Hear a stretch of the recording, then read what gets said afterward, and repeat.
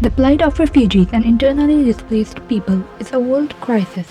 While most of the refugees undertake perilous voyages in unseaworthy boats, cargo ships attempting to cross the Mediterranean to seek asylum in Europe, risking their lives, it is just the final step in a journey that has involved travel through conflict zones, deserts, and the danger of kidnapping. Most of the migrants go to nearby countries with no proper documentation. They struggle to establish themselves in host countries, becoming vulnerable to labor and sexual exploitation, trafficking, violence, and discrimination. Since 2011, conflict has devastated Syria. Now the Syrian refugee crisis is recognized globally as the largest refugee crisis of our time. The Syrian civil war has set Syria's national standard of living back by decades by destroying healthcare systems, schools, water and sanitation facilities. How did it all begin? 10 years ago, protesters clamoring for political reform in Syria took to the streets, calling for a peaceful transition to democracy. Encouraged by upheavals in other Arab countries, trying for democracy in Syria, where the family of President Bashar al-Assad has been ruling for decades after a coup d'état in 1970. The Assad regime gunned down the protesters, which would go on to create the largest refugee crisis in the world since World War II. Gulf countries sent in suitcases of cash to assert their control in the region towards more religiously conservative fighting units.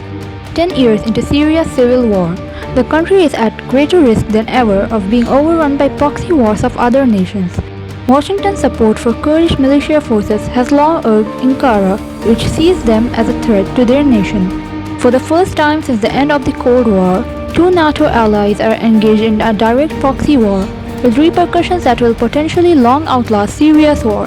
Russia joined the fray to prop up Assad, Moscow's longtime ally. Syria is strategically important to Russia, housing Moscow's only naval base with direct access to the Mediterranean. While Iran, Israel, Qatar and other regional and international powers involved in this conflict, paving the way for a refugee crisis which mankind had not seen since World War II. Plight of refugees. Violence.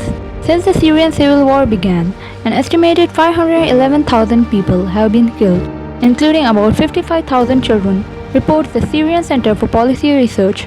The war has become deadlier since foreign powers joined the conflict. Collapsed infrastructure.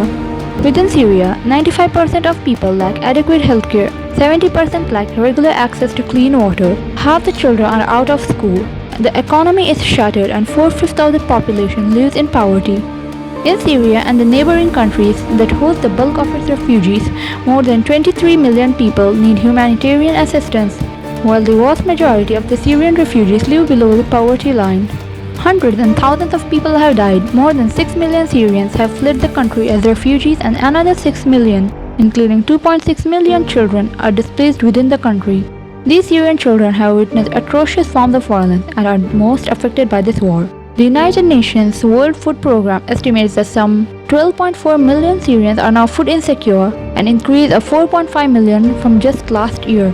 In 2018, the Overseas Development Institute calculated that 5.8 million Syrian children required educational assistance. Challenges faced by refugees.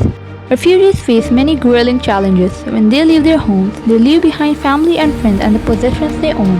The trip can be dangerous, especially if their country is at war. Many refugees live in camps where life is difficult, while they rely on aid groups to provide them with their daily needs, uncertain if they will ever return to their homes. Another fresh challenge faced by refugees is the rise of right-wing populist parties which advocate staunch anti-immigrant and increasingly restrictive policies on asylum in Europe.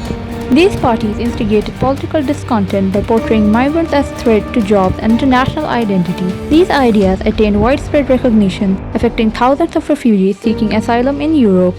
Host countries. Neighboring states have faced severe challenges in absorbing millions of refugees, causing Turkey, Jordan, Lebanon, and Germany to emerge as transit hubs for refugee flow into Europe. The new media environment, the spread of radical movements, and the fragility of regional order added to the perceived threat. With the ongoing COVID-19 pandemic, the situation has become even more dire. Political solution. While neighboring Gulf countries are regarded as one of the wealthiest in the world, they have offered no solution to this crisis. Instead, they continue to add fuel to the ongoing war by supporting various militant groups according to their interests in the region. A meaningful political solution is not in sight despite years of efforts by a host of international actors. Western governments have placed stiff sanctions on the Syrian regime, but that has done little to shake Assad's power and arguably added to the pain of ordinary Syrian civilians. Turkey is currently hosting more Syrian refugees than all the countries combined. Just providing shelter to them is not a solution. We need to pursue them as humans, provide them with all the privileges we possess. Hosting them at refugee camps should not be pursued as benevolence. While they lack food, proper nutrition, education, and healthcare facilities, among other essential requirements, we must unite to solve this enormous humanitarian crisis and share the responsibility to reach a solution. Issues to be addressed. What are the international powers doing to end this crisis? Why will they when they are the ones destabilizing the region by fanning the flames for their own interests? Who are the dissidents? What is their intention? What are the living conditions of refugees in the camps? Why are they deprived of the most basic necessities? What are the governments doing to prevent them from being exploited? What is our responsibility towards refugees? How can we help them?